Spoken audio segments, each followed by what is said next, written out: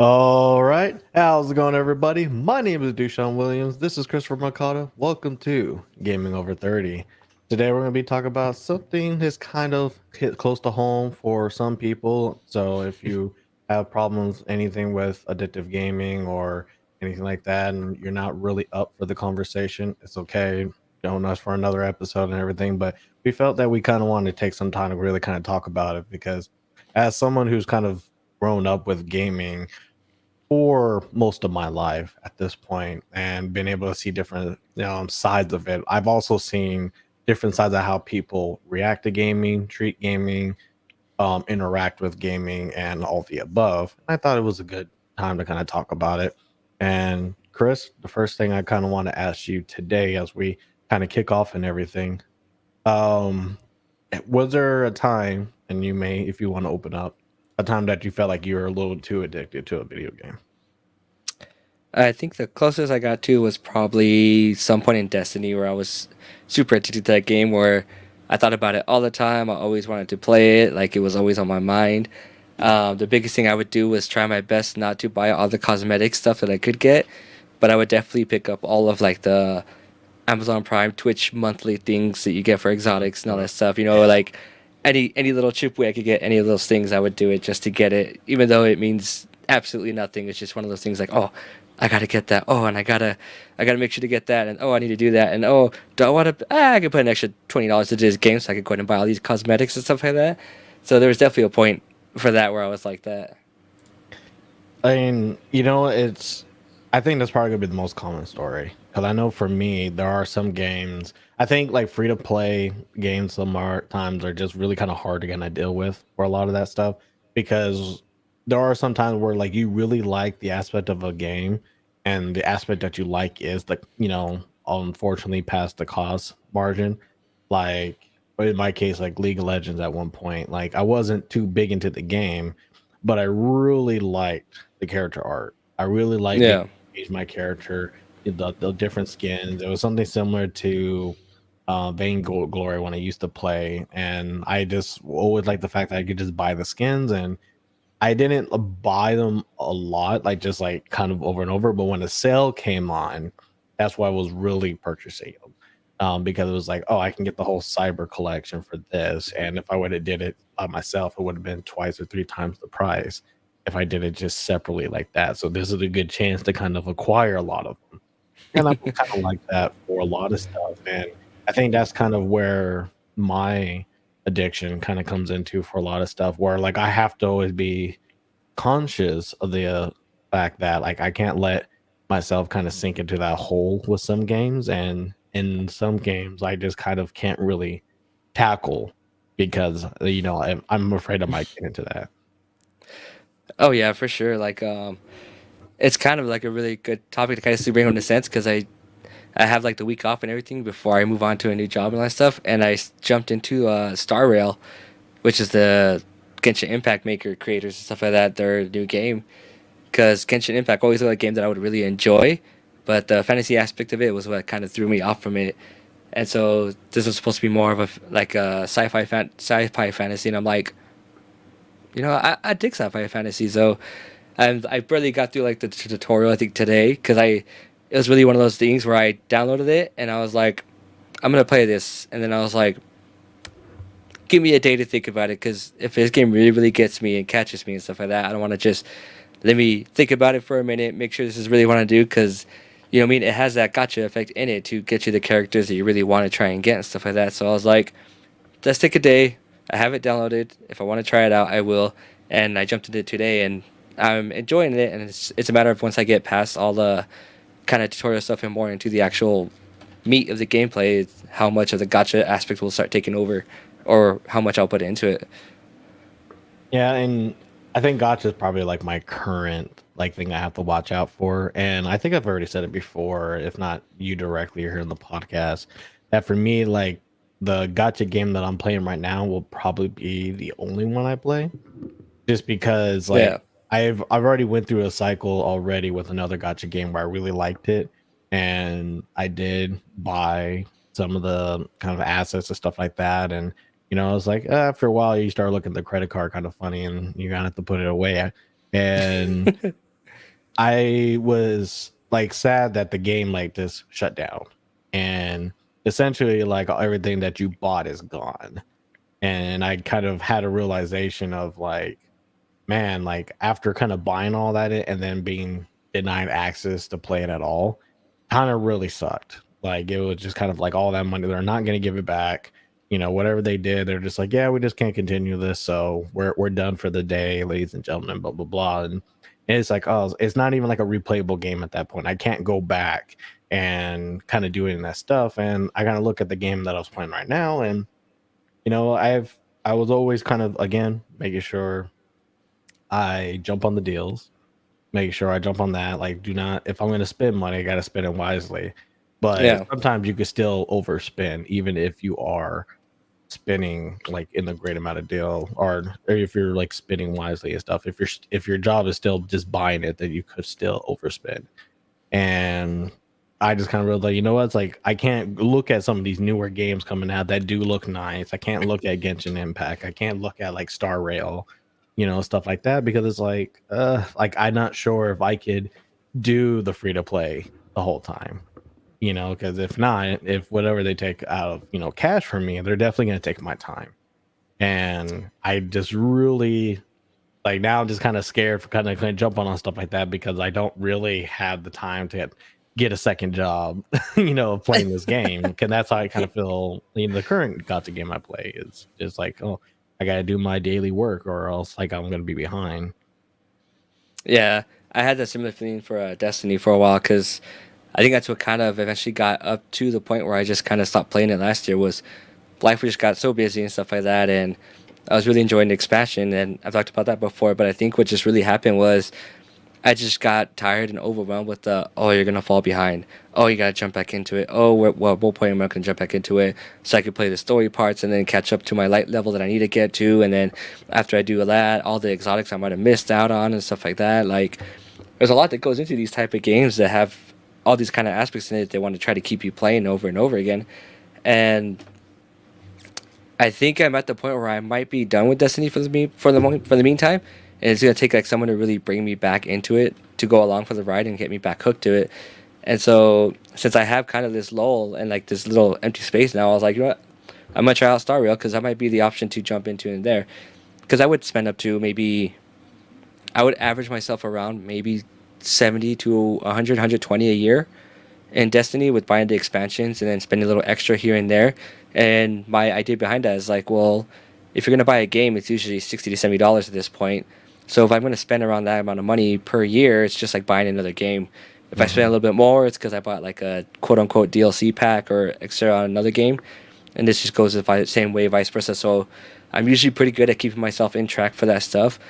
It's the worst when like the certain seasons come around and you're like, oh, I gotta get that. So like they did have one holiday season, Halloween season, with the armor sets that came out, and I had to buy the armor sets because it was like full werewolf looking on Destiny. So it's like heck yeah, that's like you get these awesome like space guardian things mixed in with kind of a werewolf feel. That's my jam right there. All in all, so had Werewolves, to buy the werewolves. they're the best, and so I had to spend the money on it. You know what I mean? But Hmm. that's where you got to be careful with these games because they get you in those little special events. You're like, oh, I could do this, but I so far have never been that person who gets so much into a gotcha game or like a game like this where I get so deep into the know of it where it's like, oh, I got to get that one character, so I'm gonna spend a lot of money just to get that one character. I haven't gotten there yet, and I'm hoping to keep it that way moving forward. You know what I mean? If Star Wars really does hook me in, then I'll have to check myself, and by that I might just have to look to my partner and be like, hey, so this is what I'm doing, and they'll be like, yeah, you should probably stop. And I'm like, all right, cool. And it's funny, right? Because I mean, I talk about it with Laura all the time for some of this stuff, but there is a time where you have to just be careful. One of the things I do, like I started putting rules on me. Like there isn't a if there's not a pity system, then it's a non-negotiable thing. Like I'm not gonna just throw out money in the hopes I get it. Like Yeah, I want to know that there's an end. Like, hey, the contract is this is the max amount that it costs, and it's up to you to be willing enough if you're okay paying that. But if there's no max, it's just like, oh, you might get it in one, you might get it in two, you might get it in 1,000. No, I'm not playing that. Like that's just too much. That is, I mean, that could be a considerable amount of money. Like a lot of the stories when Genshin Impact came out about some people being so hardcore, it's like, oh yeah, I bought $4,000 worth of stuff to get the right items, character, and all the other jazz. Or I spend this amount of money so I can get this, so that way you have a good start. It's insane to me that stuff like that like is kind of allowed in the aspect, but is also saying to me that it's like we are now kind of building a culture around it where it's like, hey, this is the norm. There's a lot of games that do this, so if another game comes out, like no one's really kind of surprised, and it's not, no one questions it anymore. And I talked to people offline about it too, and they were kind of like that. They didn't really question anymore. Like they're like, oh well, but this game is such more forgiving than game X over there. And it's like, but that's not an excuse. Like Yeah. we should not be okay with that on any level. Like I shouldn't be okay with games like, yeah, no, we all screwed you over, so it's fine if one more does. Like we're okay just taking turns with you, and I'm not part of that game. So there, I kind of create some rules and stuff that I kind of stopped, because even with the game I played right now, it took me a while to buy something, but it was more, what pulled the trigger was like a character came out that I absolutely needed, and I was like, I really do like this character as well as I really needed him, and I'm still too short in order to get him through game. So it's like I throw in $30, and it kind of, the problem solved, and then you kind of realize how easy the problem was solved when it's like, oh, I can still gauge it if I just do this. And I think that's also kind of dangerous, and I could be willing to admit that, but it is one of those things where it's like I at least have some steps that I have to go through. But right now, it's also like, yeah, I could also avoid the problem by just not doing it again. And then Right. in some cases, it's like when I look at games like Fortnite and all that, and like how addicting they are, they're more addicting because it's fun to play and you get to buy characters and stuff like that. Um, and unfortunately, like there are some parts about that where we might need to adjust. But I like that better than the gotcha system way of doing it, where it's Yeah. like you're not guaranteed the thing that you're buying. And if I'm as an adult kind of making like these decisions, like like I feel like other people might have a harder time if they don't have the same kind of self-control or no self-control or whatever might be the case. And it's kind of why I want to talk about it this time, because I think when we talk about a lot about games and kind of a lot of the joy they can bring, but there are some things that, even today, because a lot of gaming, a lot of the money that is being circulated is based on, live services, is based on kind of like these gacha models, is based on the free to play model, is based on the ad model, or they're based on ways to be like, how can we get you to play more? How can we find ways to give you more value? How can we have a trade-off where you do this and we give you value? That sometimes we also start looking for other ways that might go further down the hole. And I think gotcha is just one of those things where it's like, oh, if we could do it over here, let's try to do it for gaming, and it just exploded. Yeah, and like Destiny was one of those games where they don't really do the gotcha method, but they definitely like really base it off of like RNG rolls and stuff like that for like if you want to get that weapon with the exact perks that you want and stuff like that. There was many cases and many articles at the time that would pop up where someone wanted this thing and you had to do a certain special like strike to do it, and as you would do it, like some people would have to do the thing like 100 to 300 times just to get the exact roll they want, and it's like I did not want to put my time and effort into that. You know what I mean? Like I would love to have the best gun and all that stuff, but for me personally, it's more of a time issue. It's like I just don't, I can't put that time into that type of thing. Like, I mean, good for them and good for all the people who did it, but at the same time, that's kind of a problem. Like, why should I have to do this 100 times instead of having to max? Like, if you do this, even if it's like if you do it 20, 30 times, then you get it. It's like, okay, yeah, that's a little much, but at least you're putting like a pinnacle like point to be like, all right, if you play it this many times, we're just gonna give it to you. That makes a lot more sense to me, but that's not what they want. They want you to keep playing the game, so they don't put those things into it. Another great example, and this is one I definitely stayed away from, is how EA does it on FIFA with like the Ultimate Team and stuff like that. They have like their pack of cards and stuff like that. It plays just like a card game in a sense where you open your pack, you get that serotonin from it opening it, and you hope you get a good player to add into your team. Then you go play with the team that you've built off of those cards, and then it's just the cycle rolls in again because then it's another special event for look at this old player that everyone loved and look at his stats and you have a chance to get him in these new pack sets. You know what I mean? Mhm. And I love soccer so much and stuff like that to the point where when it comes to the ultimate team, I just specifically stay away from it because if it went to online for me, I might get too deep into like the whole into that part because I already get too deep into it with just like the career mode side of it, like whether it's trying to make your own character or trying to make a team go from like a low tier top to the top tier and stuff like that. You know what I mean? Even to the point Mhm. where like the game Football Manager was literally just the manager side of everything, and I spent a good 2 weeks in that game where I realized, okay, I need to stop playing this game because all I was doing was just clicking stats, clicking, okay, gameplay we lost, clicking, okay, how much money did we make? You know what I mean? Just imagine this team this fake team for no reason on my butt, kind of wasting my time. And I went, okay, like I could be playing different games and other things on this point. Like this is like addicting, but at the same time, like I'm not feeling much benefits from it. And gotcha games are the ones that I've always tried my best to stay away from, but they're also really really cool. Like looking at Starville when it was coming out, I was like, that looks awesome. Like a bunch of freaking anime characters, whether it's guy or girl, they both look awesome. Like the move sets and stuff that you see him do look awesome. The graphics look really really nice and clean. Like it's like, you know what, I could try that out because I remember jumping into Genshin and I enjoyed it. And I was like, this is fun. This is kind of reminds me of Breath of Wild in a sense, but like the fantasy aspect just kind of ruined it for me. And I was like, all right, like I'm gonna jump off of this Mhm. and not spend my time here anymore. Especially since it was a gotcha aspect, it made it easier for me to go like, okay, no, we're good. Like just throw this away. I did a little bit of hours. It was fun. I could see why it would be really good, but not for me. And now it's like, okay, Star Rail's out. I'm playing it. It seems pretty cool, and like I might have to look to you to be like, hey, how do you stop yourself, man? Like it's like crack for me. How did you do it? I might have to come in for tips. Yeah, because you actually brought up a really important point about basically sometimes you go play a game for so long it basically stops you from playing other games. Yeah, And the first game that came to mind when you said that was actually Multiverses, because I realized like I was playing a lot every night, and I mean, for it to being fun, like I didn't really play a lot of like online games, but for some reason, this game I had fun just playing random people and kind of getting around and trying to be better. And then I think it was probably because like the game was starting. Not a lot of people are good or bad. Everybody doesn't know the tricks, and I could figure it out with everybody. So it was fun to play, and I really wanted to play Batman, so I'd always play Batman. And so it was just one of those cool things. But then it was like around December time, I was like, man, I've been playing this game a lot for like the last 4 months.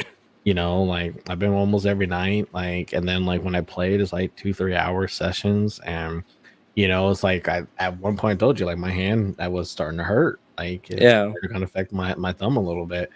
And I realized, I mean, when we were talking about like, trying to play more games and stuff like that, or when I started playing a lot of those games in December, I kind of realized, man, this one game that doesn't end was blocking, like the 4 games I played in that one month. And if I yeah. would have kept playing, I wouldn't have experienced any of that. And I think that just kind of continues. And even now, like I kind of also kind of apply it to other things. Like I'm trying to do a lot of stuff on the side. I want to do more on the podcast. I want to do more at work, or I have to do more at work. And it's kind of non-negotiable there. But there's other stuff I want to do personally, and the times that I do it have to be shared with game time. And when game time gets too big, I have to, reevaluate that. And I kind of realized like it wasn't the game that was the problem, because if I'm good with a game like Hogwarts Legacy, if I'm good with a game like whatever Borderlands, like I'm good, I finish it and then it's done. And then I Hmm. normally kind of drop and do what I was trying to do, what I was trying to keep up with. But when it's other games like kind of multiverse and stuff, you can't do that. It doesn't stop. You just have to stop or just limit it. And when I realized I wasn't doing all the stuff I wanted to do, I kind of kill it off. I was like, you know what? I'm not like I'm gonna go to tournaments for this. Like I'm not Right. like I'm getting better because I want to get better and I like kind of like how the game plays, but I also don't like a lot of the other stuff, like how they kind of balance it and everything. And at this point, like I was like, there's some stuff I really want to accomplish this year, and I got to put this aside. I want to play games, but maybe not really. Like these games got to stop. Like after a while, it's like, yeah, Yeah. I only do this for so much, and I realized like, yeah, I can't. I'm not the same age I was when I could do a lot of stuff. I'm not at the same time, like I'm also not by myself. So I gotta really kind of balance this out, and I had to rebalance it. And so I don't like I played it last night because I was like, oh, I wanted to jump in a few matches, but that was like I haven't played it like all April, I don't believe. I don't remember if like I played it at all. And it was like, yeah, I played it for a few.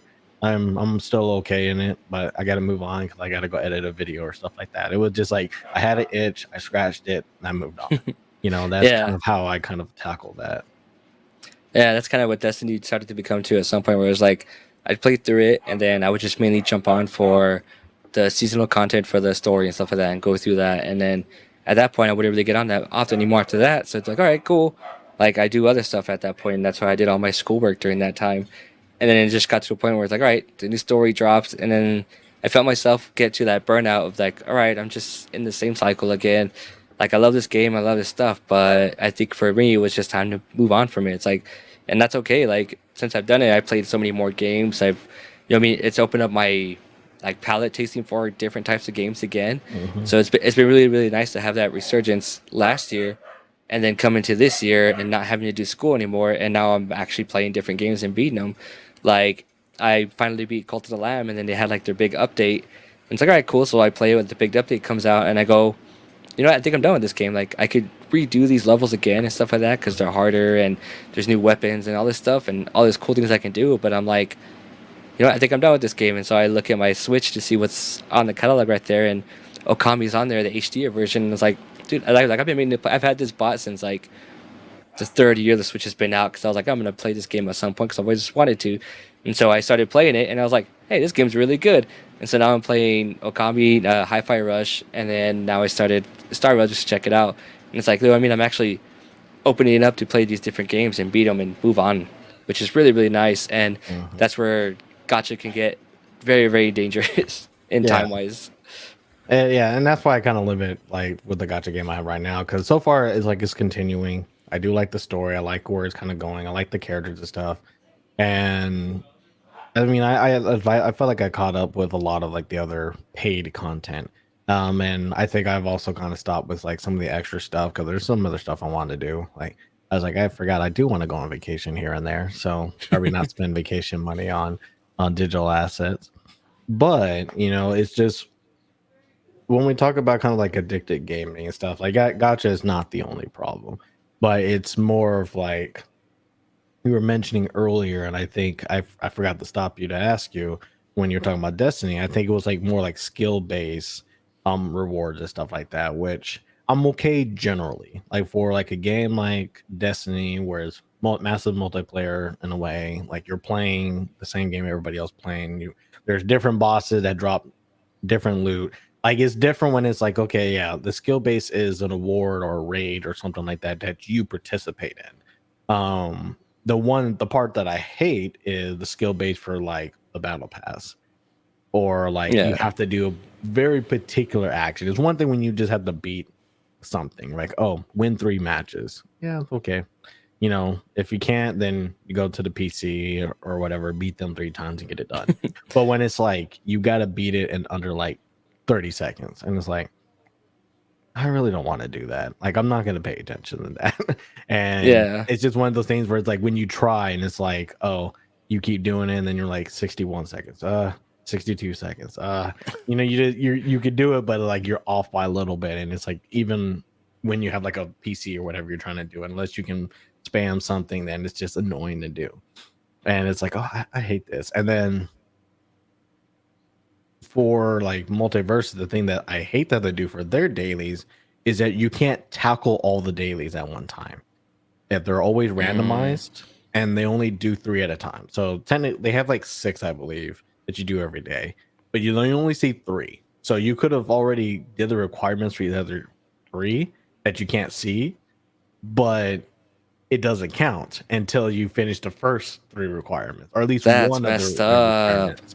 So you have to finish at least one of the requirements to replace it with another random requirement, Yeah. and then you have to keep doing that until you do all six. And like that was one of those things where it's like, okay, why do they do this? Like, there's no real benefit to doing this outside of to have you keep playing longer. And I feel like it's like little techniques in here that's like someone thought like, man, this is kind of genius. Like this is a way to get people to play longer just by kind of adding this little thing.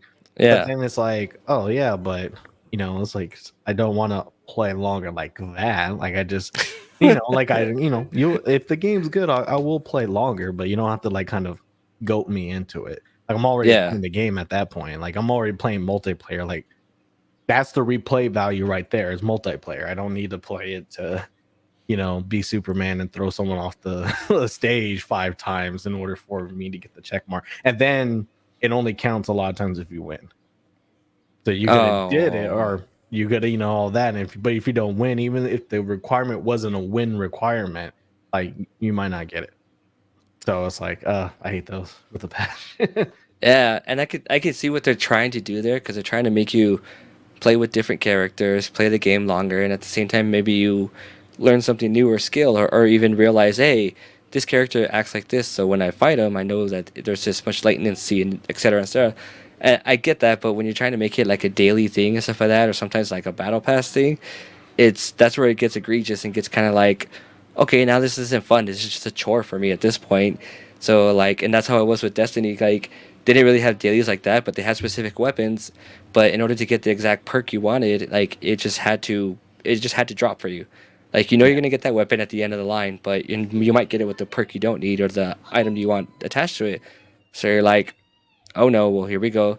And that's when people had to do it for like, oh, like I see it on Reddit posts, I see it in articles in the comments, like, yeah, I did it like 200 times and I still didn't get it. And I'm like, Jesus Christ, how do people have time to do it 200 times? Like, I did it Mhm. like 4 times and I went, okay, whatever, that's fine. I got the gun, not exactly what I wanted, but whatever. I'm going to move on because it's just, to me, at that point, it's a chore. And we're here to play games for fun and amusement and to kind of turn our brain off, but also kind of challenge it at the same time. You know what I mean? Like your brain still wants to work and do things, but you also want to be entertained at the same time, and that's where the entertainment part gets ruined for me, and it just becomes like okay, like I'm not even gonna try to reach for that because that's just too much. I had the similar issue with Halo on their battle pass because theirs was like that. It's like I love going on the online, I love playing the game online and stuff like that, but then you'd have certain things for their battle pass that you had to do for the day, and I'm like, well, that means I have to go into big team, and then that means I have to try and hopefully be able to kill 3 people with the tank.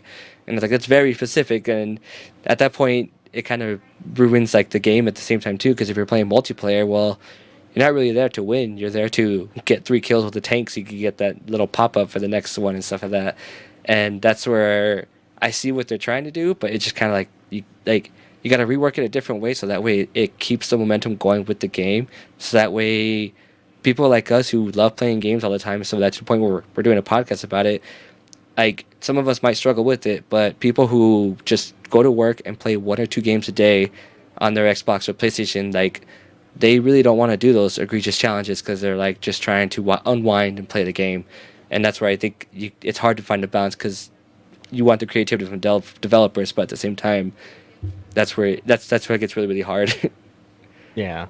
I have a question for you. I think that's kind of been more direct to your situation. Have you had to deal with kind of addicted gaming with your son right now?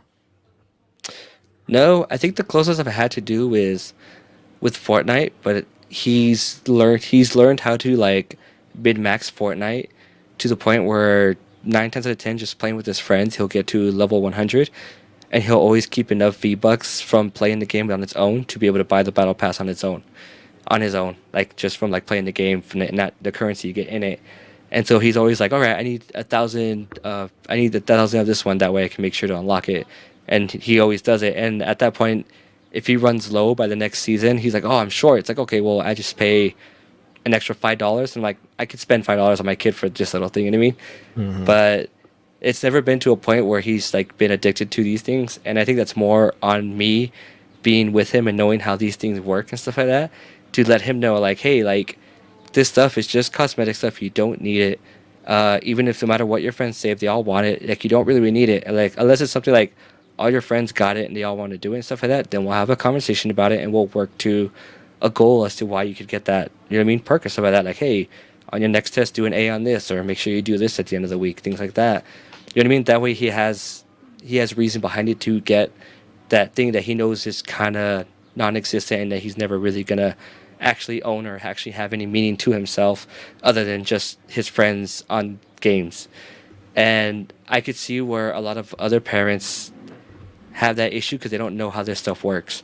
A good example was like we were out to dinner last night, and with my partner's mom and like her neighbors across the street when we went over, and they started talking about like, oh, like kids these days because they have grandkids because they're older, they're like in their 50s or 60s, like, yeah, like your grandkids could just buy whatever they want on their Apple device and this and that, and they're so smart. And it's like I try to tell them, it's like, well, it's not that they're so smart, it's just that you just got to pay attention to what like they're doing on their phones or tablets and what access they have to it. And they're like, oh, well, they're just so smart, like they're gonna outsmart me. And I was like, no, like anything my son purchases or does on his phone, Xbox, tablet, whatever, like I get a direct email to me being like, hey, like this is purchased, blah blah blah. And I go, okay, like why was this purchased, like was it used by my card, or you know what I mean. That way I can make sure if he does it, I can nip it in the butt right then and there and be like, hey, stop it, stop wasting that money. You start wasting that money, I will just start breaking stuff in your room so you don't have to deal with it. And he's like, oh, he's like, yeah, that's fair. You know what I mean? And so I try to explain it to them, but they're like, no, like they're just too smart. And it's like that's where I see the issue of, you see all these articles of kids spending thousands of dollars on all this stuff, and it's because they're fun, they're just clicking a button, but the parents aren't paying attention to how to restrict it or how to stop it or learn about it so that way they know that they won't happen to them and they could teach their kids about it. So this might sound a little harsh because I mean I don't have kids, so I know some people will probably kind of discount it.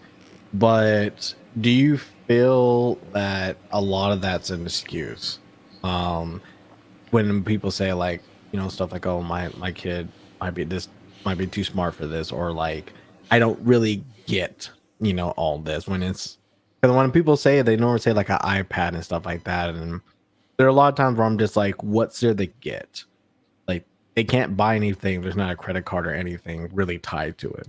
At Right. that point, they're kind of twiddling their thumbs. The only way that works is you as parents tie some kind of payment fun thing to it.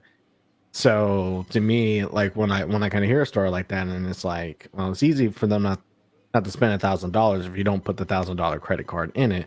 But I guess I can see where there's a time where you have to do buy something. But I feel like you still have to know how to do that. Like it's not an Yeah. accidental, like the card drops and all the information gets sucked into it. Like there is some user interaction. So do you feel that a lot of the excuses that you do hear is it really the fact that people just don't know or don't care enough to know? I think for me, and this is kind of what I told them too, and it wasn't directly to them, but I'm like, when it happens to a lot of parents, it's just kind of a negligence thing.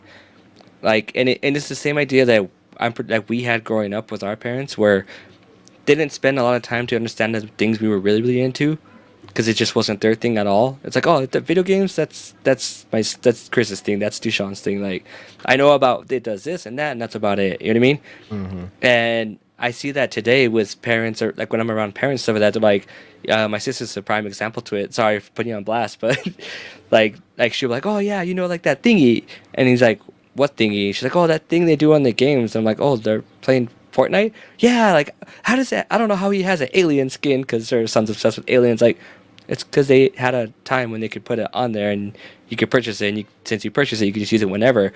She's like, well, I just don't know how that works, and it's like, I told my sister, I was like, stop being the old person. Like, you got to get up with the times with them. That way you at least know what they're talking about, and you don't one get kind of made fun of by your kid, which will happen as soon as they start getting older towards their teenage years, and two, you know what they're doing and getting themselves into, so that way you know how to stop it or work with it better. And she's like, well, I just don't have the time. I'm like, okay, like it's your kid, it's your money, it's your like parenting. So all I could do is show you the information. It's a matter of if you want to actually use it to do something with it or not. And that's where I just kind of go towards, like, at that point it's just kind of negligence. They just don't want to deal with it, put the time into it, and you know what I mean. That's how it is, and that's okay. Like, nine times out of ten, you're not gonna get $400 spent on this thing and stuff like that. But you know what I mean? But you might get like that one $10 thing, and if you have it on a card that you just really don't pay attention to often, that it's just like a credit card that you use that you enter, that way you just has it for it, then you might realize, oh, next statement, it's like, oh, wait a minute, like, why is my credit card payment a little bit higher than usual? It's like, then you see the payments happening from your child, and it's like, oh, that's when it hits them, and at that point, it's too late, and that's when you gotta try, and that's when you realize, oh, like, what are you doing? And it's like, you know what? The kid messed up 100%. They shouldn't have done that. They should have known better. But at the same time, if you're making it that easy, there's even like parental locks and stuff you could put into it.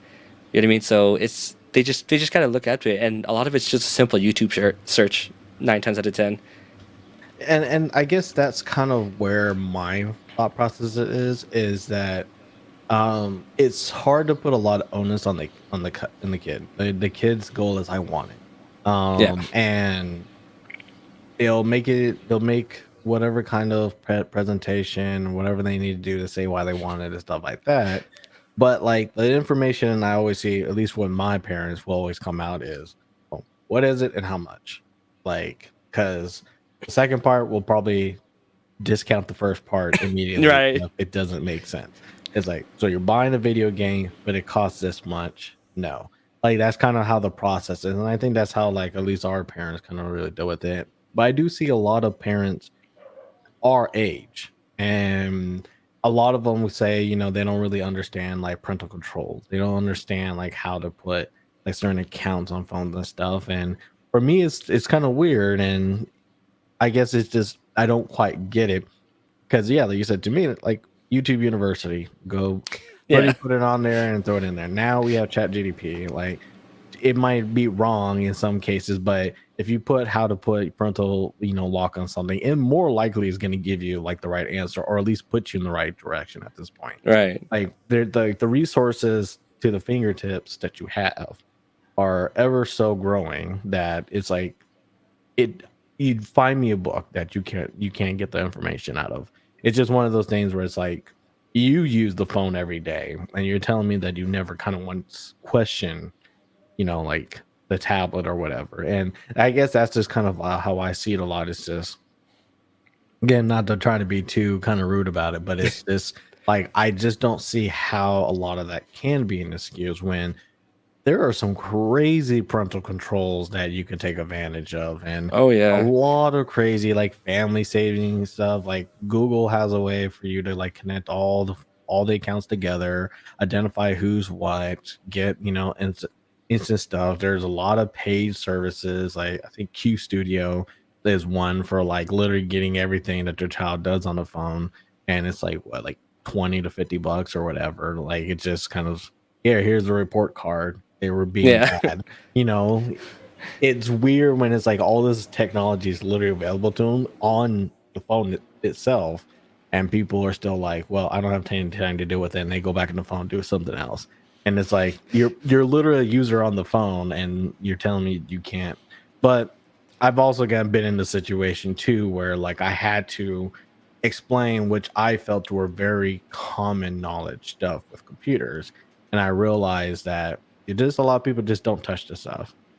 Yeah. um I think with my mom one time, she was trying to open up a file and trying to install it, and she's saying there's having a problem, was doing all this other weird stuff. She was showing me, and I'm like, yeah, that seems kind of weird. But then like when I was seeing her do the problem, I realized she had opened up Word to find the Excel, or not the Excel, the executable file, and try to open it from there. And I was like, okay, no, we got to go from the very beginning now. Um, just go straight to the file. You don't need to go anywhere else. You just need to click. And it's like my mom's been using computers for like all her life. That's how she did her job. Yeah. Like all that stuff was in there. But you just kind of realize sometimes it's like you could use like so little of something and then just not touch anything else and still be able to do your job, and or just be able to kind of like do whatever you need. And so like I do kind of step back a lot. And that's why I like trying to explain stuff at a more fundamental level if I can. And sometimes I catch myself because I can ramble, I can do some other stuff. Yeah. I can definitely scare some people, but I try my best to find ways to break stuff down, go step by step, and kind of try to explain some stuff. Because I know there are some times where it's like it can just be out of thought. But the difference is my mom asked me for help. Like Yeah. it didn't just leave, Jesus take the wheel. Like she just kind of asked me, like, hey, this seems weird. I don't know what I'm doing wrong, and I'm about to throw this computer out the window. So, but I see a lot of parents today don't do that. Like just really just kind of complain about it. They just kind of really talk about it. They say like, like everything's against them, even the thing that they purchased. And so I just feel like, yeah, I don't want to say like it's neglected, but I do feel like there are just some cases where I do catch people just like I don't understand it. I'm out. Yeah. It's just, like just like the quick checkout. And it's one of those things like my mom is not the most tech savvy person. She's pretty decent with her computer and stuff like that, but with her phone, she still like acts very different about it. And there's another one where she lets her granddaughter use the phone, and I'll have to go and clean up her phone with all these games and nonsense that pop up on there. And she's like, "Oh, I don't know where it came from." It's like, "Well, it's because you're giving your granddaughter the phone, and she's I think preschool or right out of preschool finally at kindergarten. And so she's still kind of in the mode of just getting whatever little game or whatever little ad pops up when she's watching TikTok on grandma's phone, clicks it, ends up downloading something, and then I gotta go in and clean everything up. And it's one of those things where I try to talk to her about it, but I know it's just not gonna stick at this point. And so it's like for me, first saving any arguments and like trying to like I don't want to be the bad person, like, oh, you need to learn this. Like, she's already older. She's probably not going to learn it at this point. So what I could do instead is just find ways to help her. It's like just let her do her thing. If she has a complaint about the phone, then we just go through it together. You know what I mean? From the step one, if we have to.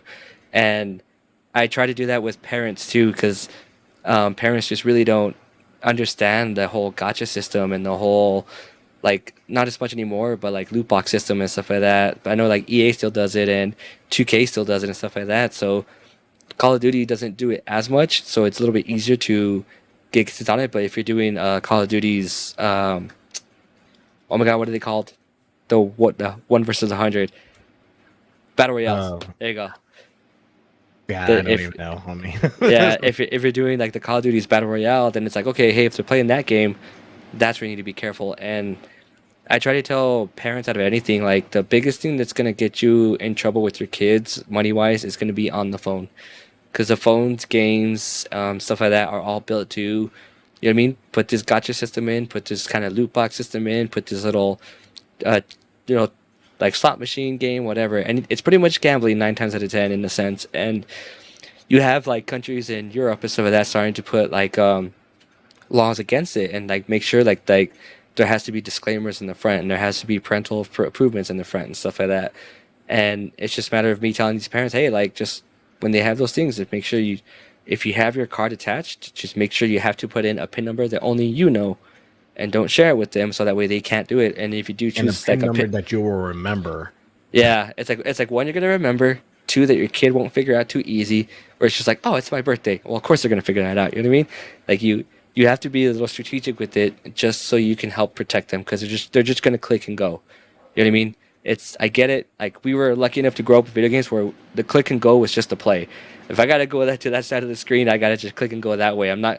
If you want to go to this side of the screen, make sure to buy this. You know, you didn't have those then, and so it's just a matter of just teaching them. Hey, like these games are fun. These games are cool, and like especially when it comes to the phones, like you can get a lot of really cool and detailed things that to this day still blow my mind that you see them run and stuff like that. It's just be part of the ecosystem. Just check on Yeah. them every now and then. Ask them what they're playing. Ask them what apps they have. You know what I mean? Like, hey, can I check out your phone for a little bit? You know what I mean? See what you're playing, stuff like that. Maybe you, even if you have to lie about it, it's like, hey, I'm looking kind of for a new game. I've been playing. The one I have on my phone is not great. What have you been playing? Just little things like that. You just get to know what they have. Be a little bit more involved with them, and then you know how to help protect yourself and protect them, so they don't get stuck in that trap as well. So how I will say that, like for like password creation and stuff, I think that's one of the things that I've kind of developed over the years, and like developing a structure because you can't remember every single password. Yeah. I know some people that can't remember past two. And two's the max. And I've taught like a lot of people who are close to me kind of like a way of kind of doing passwords and stuff like that, where it's kind of I won't get into it, but there's a way to always kind of break down a password for you to kind of memorize it. Or when you need to create a new password, you could use the same system to kind of break it, and all that kind of stuff. So that way you can always have like a password that you always remember it and you know which ones you've already done and like, okay, this is probably the new one.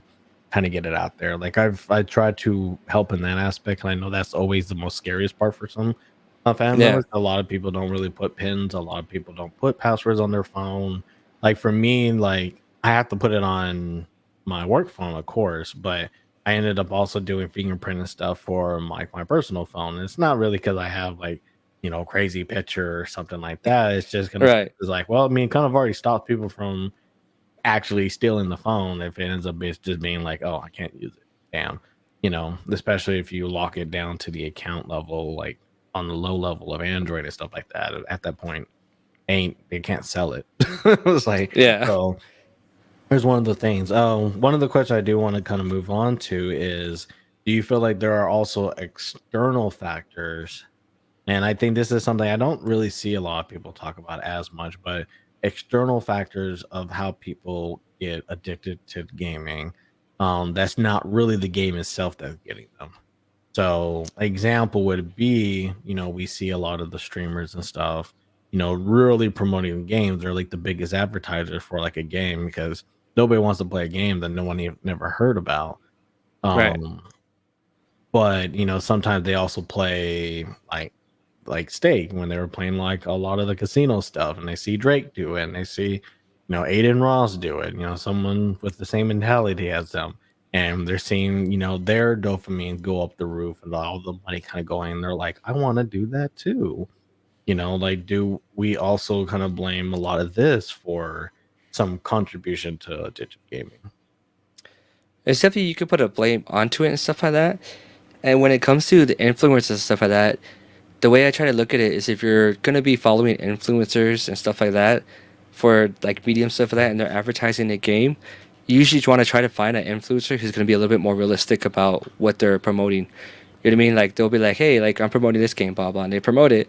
And then if they have to write, let's say, a review on it and stuff like that, you want to make sure they're having like an actual view. And a lot of times, from when I hear people say that, is they'll talk things they don't like about the game or like what's this thing is influencing you to play, and they'll kind of go to the aspect of like, hey, like take my words with a grain of salt or anything like that. Like they kind of go like, I know they paid me to promote this game, so like they may be trying to touch something truly and dearly, but they're gonna tell you to just be careful with it because it's understandable if you're promoting the game. You know what I mean? It's hard to take their word about something bad about it, or, you know what I mean, or even sometimes good. And it's kind of what I tell everybody else to do with anything in the world and anything you never want to do. Like, do everything in moderation. The influencers are there for a reason. They can move. They can move people to play their games and stuff like that. Especially if you hit the right people with the right metric and stuff like that. Then once you're following these people, you're seeing what they're playing all the time. You know, what I mean, that's kind of what did it for me for to jump into Starville was I saw Gigok play it on his Mm, stream, and I was like, oh, let me like see how it looks. So I saw them playing it, and I saw that they had like an autoplay mode at some point. Do you get into it? I'm like, oh, that's kind of cool. You can just kind of let it do its thing and the fights on its own and stuff like that. It's like, oh, cool. I'm gonna check this game out because of that reason. But I also know that he's a person who's very, very big into gacha games, and he's talked about how he's messed up a lot in gacha games with money and stuff.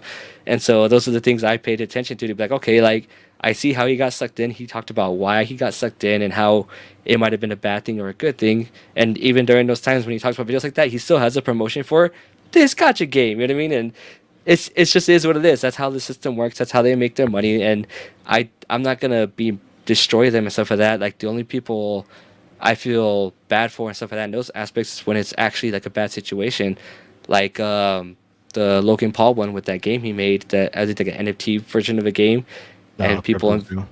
yeah, people invested money into it, and that's where it's like when I see things happen like that, it's like look, like that's not what you want to be from the influencer, because that's definitely someone just taking advantage of you for being a person who likes their content. You know what I mean?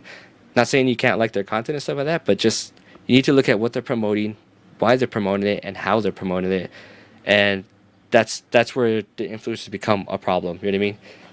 And I know there are. like I was seeing a lot of people on YouTube and Twitch that hate the word influencer. They hate to be associated with it.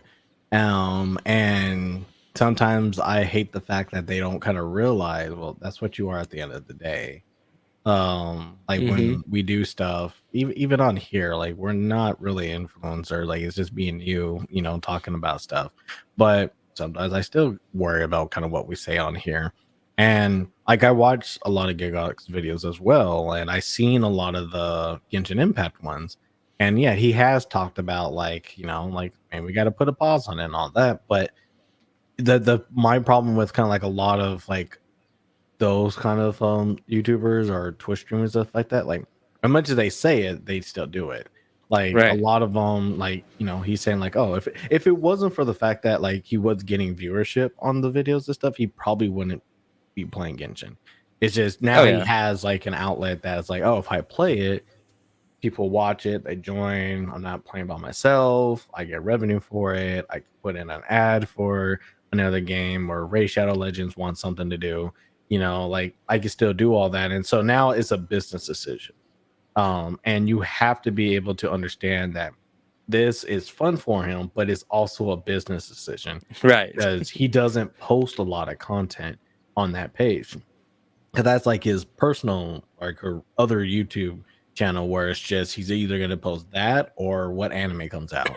And so Right. that's kind of really how like that balances out on that channel. And like you said, a lot of people don't really kind of see that as like, yeah, well, that's the existence of the channel. That's what he does. And he doesn't post a lot of videos, so it's easier to see the catalog of where the videos and stuff like that are going to. So it's just one of those things where it's like, again, you know, I'm not saying he's definitely not a bad guy. Like he's definitely, you know, someone that I kind of more trust than other people. But he's also one of the people, you know, he said like he voice acted in part of Star Rail. You know, that's Yeah. kind of crazy. You know, they kind of think about that. But also now says he has stake in the game. Now you need to know that he, you know, he plays a Exactly. part of it, so he wants to kind of promote it even for like his own benefit. But you know, it could be a good game too, whatever might be the case. But it's just understanding that that is not out of the realm of possibility, you know. And like I said, like it's weird to kind of like, well, not weird. You can blame some influencer for influencing you on stuff, but Mm-hmm. you can also kind of come down to the realization of like some people do enjoy it. It's just some people have been able to take their enjoyment and make it a job, and I think Yeah. that works out just fine. I do feel like, you know, I think Fortnite's one of his biggest, you know, tiles of fame is the fact that there are a lot of people who were good at games playing it. I think it really helped, you know, kick off that, and then it helped kick off like, oh, everybody can play this game, everybody can do this, and oh, we can make it fun as a costume party and stuff like that. And you know, it worked out really well for them. It's kind of hard to say that it didn't. And that to me, that's kind of a good thing because you know gaming is alive for it. But again, anything can go too far, and I think that's Right. probably the only thing that I probably kind of bring up with all of this is anything can go too far. It can go to the point where it's like it could be a real problem. I think when people escalate some stuff to like unimaginable heights, it's like, okay, no, we got to look at how you even got to that situation. Like, Yeah. yeah, look where where who what happened, because like there was a tree, there was a decision tree that just branched out by 1,000 leaves, and you somehow got to this, and we need to figure out right now because that's an outlier for sure. Mm-hmm. But there are some times where it's like you can do borderline harm, you know, when it comes to a lot of this stuff. And I felt like it was kind of good to talk about it for this time around. Oh yeah, um absolutely. Especially because if you look at it now, like influencers are the kind of future for marketing in a sense for kids and up to our age. Honestly, if you think about it, like it starts at our age, and then as you get younger, it's just more and more of a thing. You know what I mean? Like looking at nowadays, and you talk to kids nowadays when they're young, they say, "Oh, I want to be a YouTuber." Like that didn't really exist, this idea of a career and making money and stuff like that. And do you mean being a YouTuber? Even now, some of them say, "I want to be a famous TikTok star, and everything." Like TikTok is still very new and stuff like that. It's just like these influencers are gonna have the ability to influence you and stuff like that. And that's not a bad thing. It's just a matter of how those people do it. And that's when you got to look at, again, what your kids are watching when it comes to these games and stuff like that and these influencers. And at the same time, just being involved with it, being like, okay, they are playing this A and B game, or even I'm playing this A and B game. And see, okay, like I see where the catch is. I see where that endorphin is. I see where that little pop is, where it makes me feel so good compared to everything else at the moment. And just realize, hey, like, moderate yourself. Look at it, realize how why it makes you feel good, why it's so good, and why you like it so much, and know that you can still enjoy it in small portions and not get destroyed by these things. Which is those are really really sad stories. You know what I mean? It's Mhm. your it's just a different new form way of gambling in the sense that everybody is okay with, and it's just a point of like, where do we find the right spots to not be able to take advantage of people and try and lure them into that bad of a situation. Do you feel that people, and you could just do the short answer, do you feel the way that people are trying to solve a lot of the stuff that could be identified as addictive, like, are up to snuff? Like, are they actually even helping? Or are they just like, they still don't understand the fundamental problem? I think that's kind of one of the good things I've noticed about like the gaming community in general. Like, if there's a game that has a really bad battle pass or a really like pay to win situation and stuff like that, um, the gaming community has really become a lot. Not a lot. They become a. This is kind of really weird to. They become a lot better at calling the people out for how bad it is, but they still kind of need to work about not going over the limit and just being complete jerks to those people. You know what I mean? You could tell someone, hey, like, I don't like the way this is working out because I have to spend 30 hours to get this one item. Let developers and the publishers stuff that know it in that way, and not just call them, hey, you effing this and that, and you know what I mean, things like that. Like, so, like that's the one cool thing I know about the community. Like, it's changed a lot. Like, loot boxes aren't as big as they used to be back in like the PS4 and Xbox One era. You know what I mean? They've become a lot more held back. I like how the term loot boxes is a sin in Yeah. the way that's like, well, after they did it, and they're like, now it's just like, that's just the system name, and it was like a box that came, or like a name that came from what, Overwatch, and it was I like, think that's that's what yeah. they called the loot boxes, and it's like, forever now, do not associate with it. And I see developers try hard to not, be associated with the term and stuff, because it just has such a negative take on it. It's just like, Hmm. yeah, well, oh, hey, this is loot box system. Hey, wait a minute, stop it. Don't you do that. I was like, no, it's not loot box system. It's